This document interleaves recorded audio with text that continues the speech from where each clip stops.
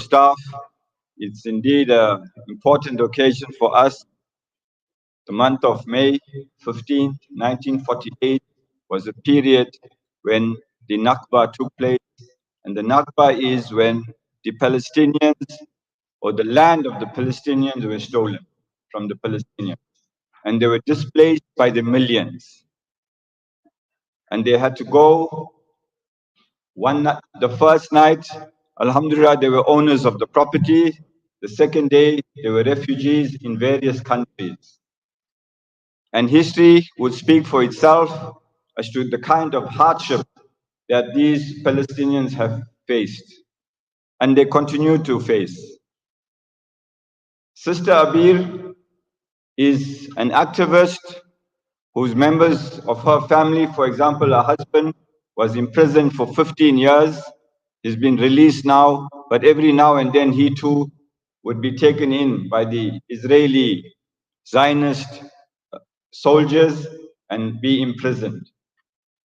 But what's important is for us from an educational perspective is to understand what the president of Israel once said. He said that the old will that the old will die and the young will forget. And therefore, whenever we get people from Palestine to speak to us, the main purpose is to conscientize us, to make us aware that yes, the old will one day pass away. This is the will of Allah.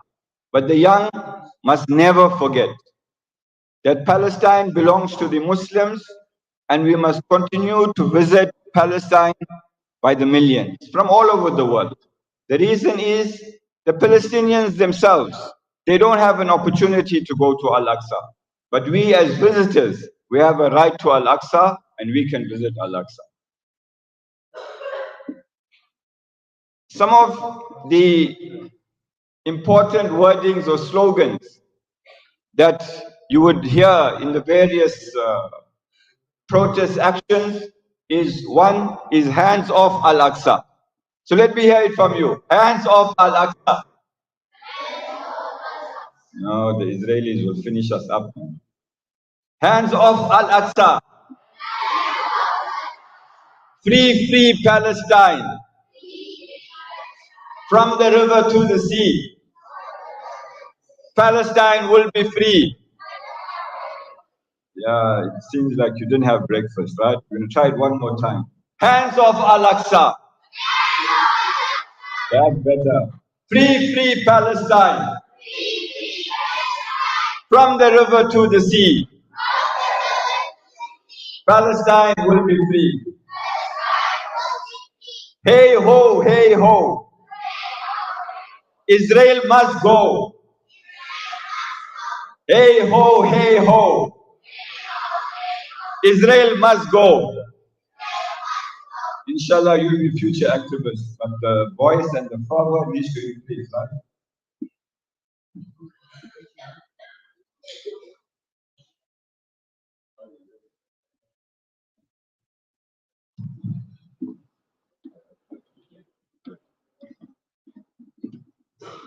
Assalamu alaikum.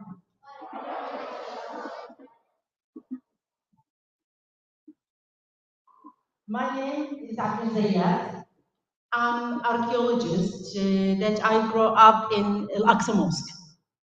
So I was one of the lucky people that I had the chance to have my childhood inside the mosque and even to play and to study like what you are doing today, that you are playing, studying inside your school. I was playing, studying inside the Al-Aqsa Mosque. So all my life is connected with that place.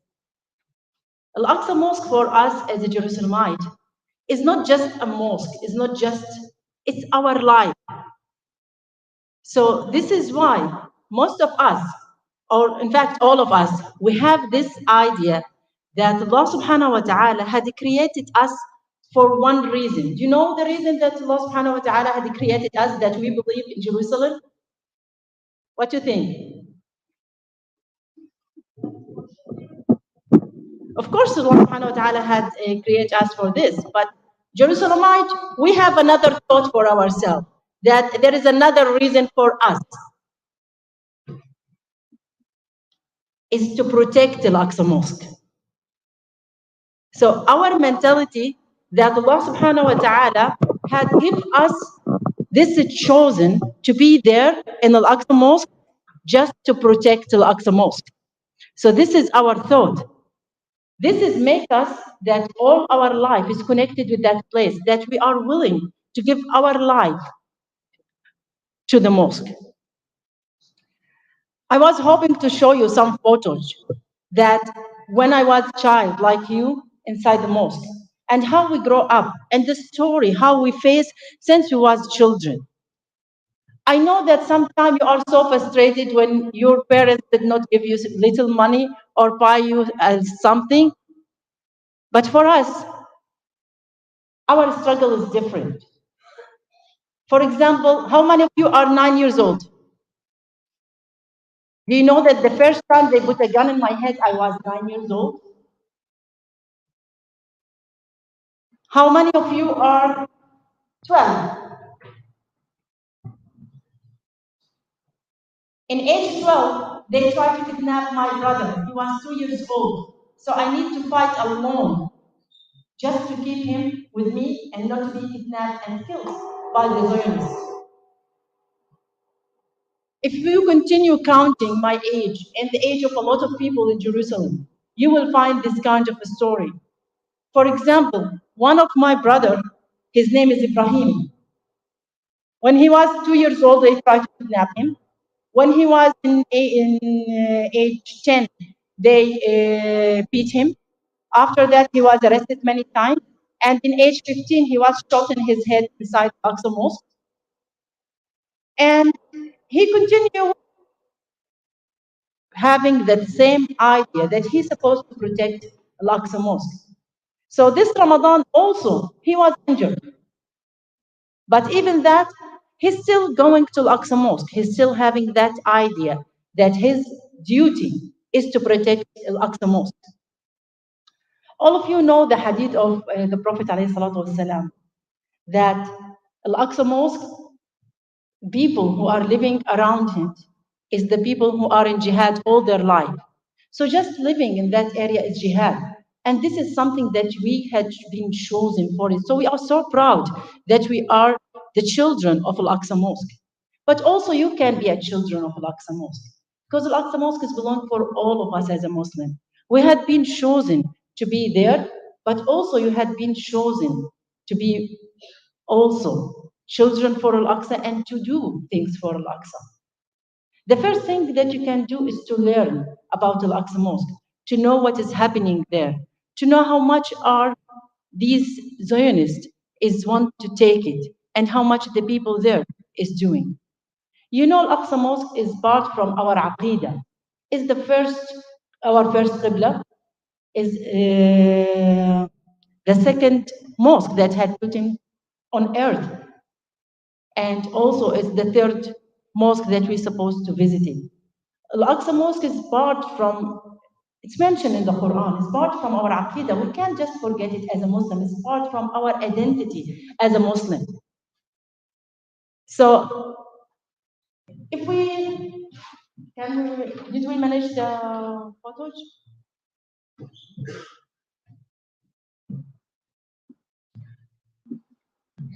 The Aqsa Mosque, as much as it's important for us, also the Zionists have a big fight for it.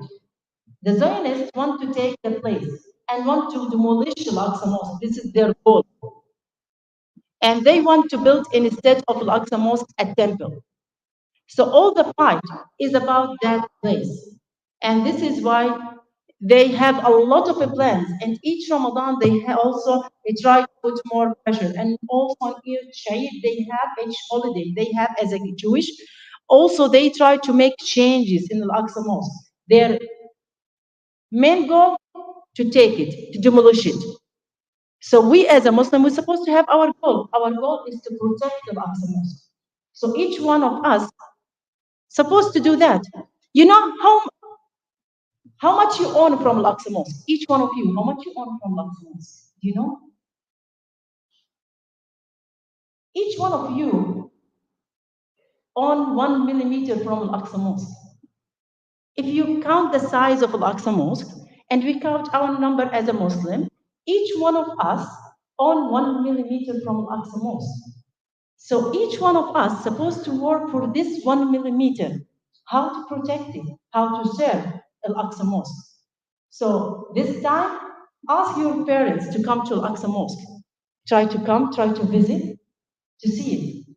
And when you come there, you will understand more why we love Al-Aqsa Mosque. You will be in love with Al-Aqsa Mosque. And remember that you own part from Al-Aqsa Mosque. So you deserve to be in Al-Aqsa Mosque, and also the mosque deserve to be protected by you. I know that there is a lot of things to say and a lot of things to speak about Al-Aqsa Mosque, and it's too much. And I want to know about our life there and how many times they arrested us or beat us or shoot us. But for us at the end, it's why we was created. It's for the mosque. So as much as they beat us or shoot us or arrest us, does not matter. The only matter that the mosque is being saved. This is how we think. I know that you have a lot of questions, so I would like to be you involved in speaking and ask any question that you would like to know about our life or about the mosque, and I will try my best to answer for you. Because our life is very, very complicated. If I start explaining for you, you will be lost. And I know that you country have been in apartheid system. I know that you do not know it because you're in a different generation that you do not face this kind of apartheid, this kind of places. But we, in our country, we still have it. So when you come to Jerusalem, to Al-Aqsa Mosque, you can see the apartheid, and you can understand what your grandfathers was suffering in their life here also. So I will open for speaking for questions now. So if anyone wants to ask questions, I can start. Would like to ask questions? Yes.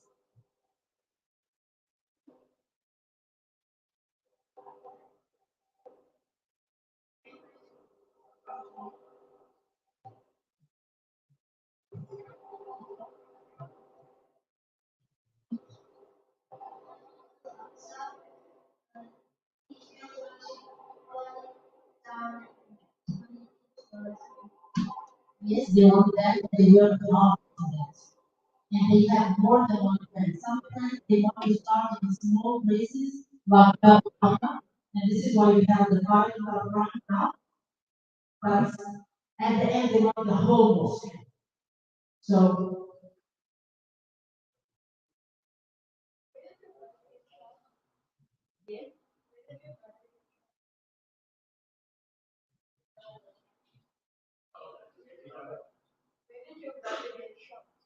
my brother, they get shot in his head on top of the rock.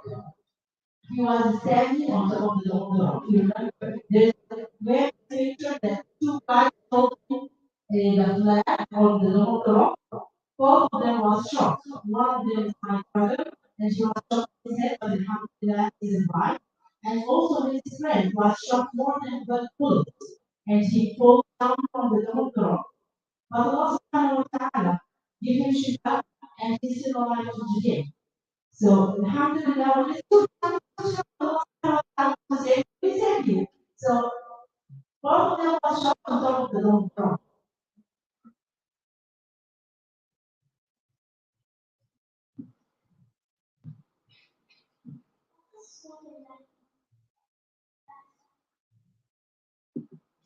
It's different the schools that are inside the Al-Aqsa from the schools that are outside the Al-Aqsa. We have three schools that the children take the class inside the Al-Aqsa Mosque. These children they are facing a huge problem every day because every day when they are returning to Al-Aqsa, the Israeli police is stopping them, searching their bags, giving them trouble to enter to the school. But even that, we see these children come on a daily basis to us. But it's very nice to be your school inside that because when you play, when you take off, when you If you are inside your class, you can pray, you are inside the mosque, and you imagine that the Al-Aqsa mosque each spot is a place for a prophet. So imagine that when you are sitting in your class, you are sitting in a place of the prophet. Don't you think more than that? It's amazing to have a school inside us. Yes, many times in fact, one of them was inside us, most of it was my name. But alhamdulillah, also that I was not survived. And this was stopped me from back to mosque. In the same day, I shot my name. And I survived my medical. In the same day, I go back to mosque.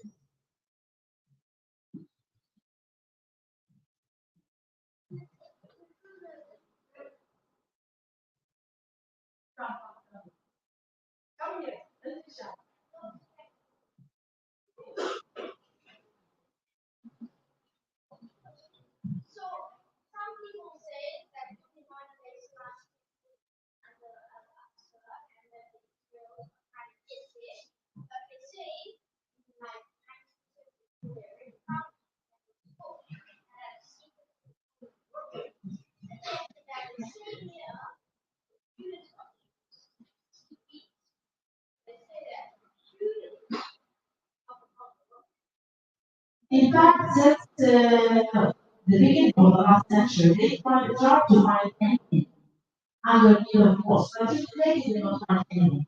So we can say that they find it because just not the oldest archaeological evidence that they found is go back 3 to 2,000 years, but they will never find anything. So we can say that they found it. If they found it, they will make it very, very remote and easy, and they use it as an excuse to demolish ourselves. So they don't have to today.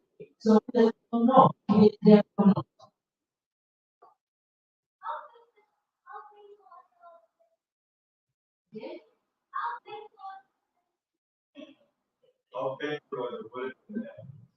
In fact, I don't feel that much. When you are in battle and fighting, that is a little inside your body, then you different feel. So not all the feel the bullets. After a while you feel.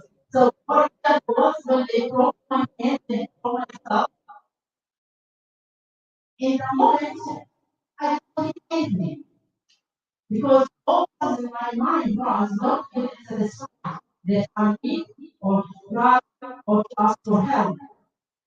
So after that, I thought from that for a whole month. Okay? But in the moment itself, your mentality will make you strong because you feel that what you are doing is more important than yourself.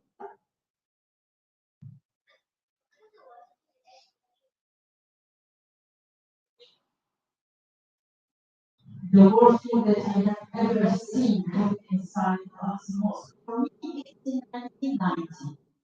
In 1990, more than 5,000 soldiers attacked the Muslim camps, and they started shooting us in all the places.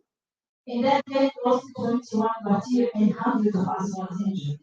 Till today, I still remember the voice of the Imam when he was making the adhan of the jihad. You know the adhan of the jihad?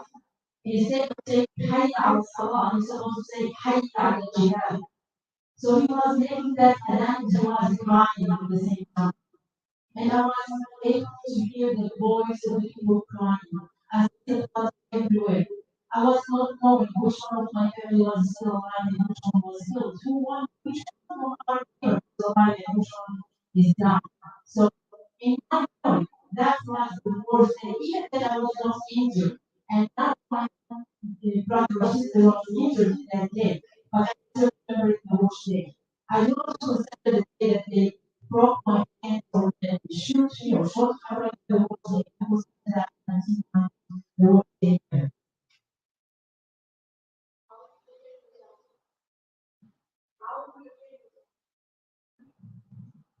How am I feeling myself?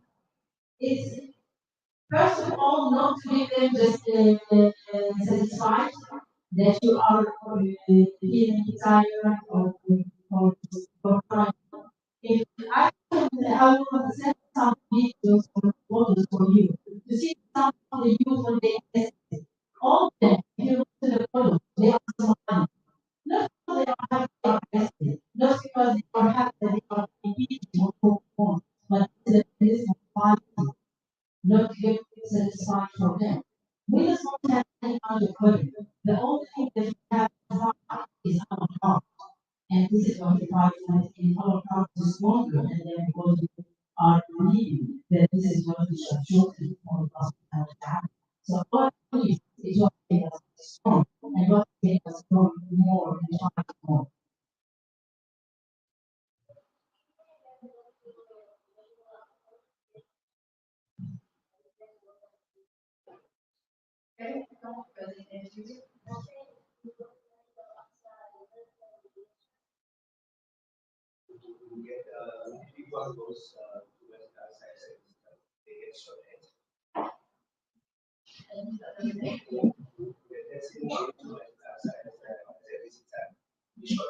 No. It's like that. The visitor, you Muslims as a tourist, it doesn't touch them. So normally the visitors are allowed to enter there, shoot them with the resident, they don't do anything to them. So you as a tourist, as a Muslim, when you come to our United States, you don't need to worry about that. We are the one who are in danger. And normally you know that this is going to be for so that they go to eat the farm that we take care of the Muslims and Muslims we are not justice, we make from other countries. So we are the main goal. So you don't not need to worry. You as a Muslims, when you come to us, most you are very safe. But you come to us, Muslims, you need some children, or you need some families, and you want to see with them. Do you know some of our children not just age 5 years old and 6 years old? Some of them age just what they are saying to the people, and people say that they don't know is what you ask them. It's not reason to be taken a charge.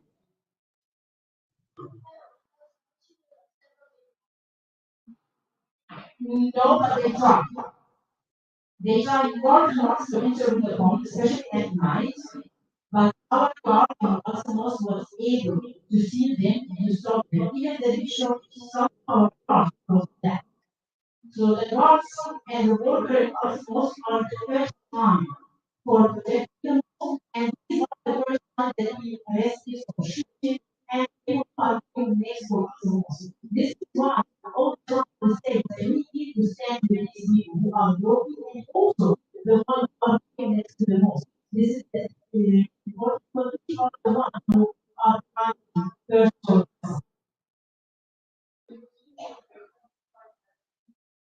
They have reference to our heart is our government. We do not have enough government. It's not about us as anywhere. Even small time is not reason to be rejected and sometimes can you reject just because as small time.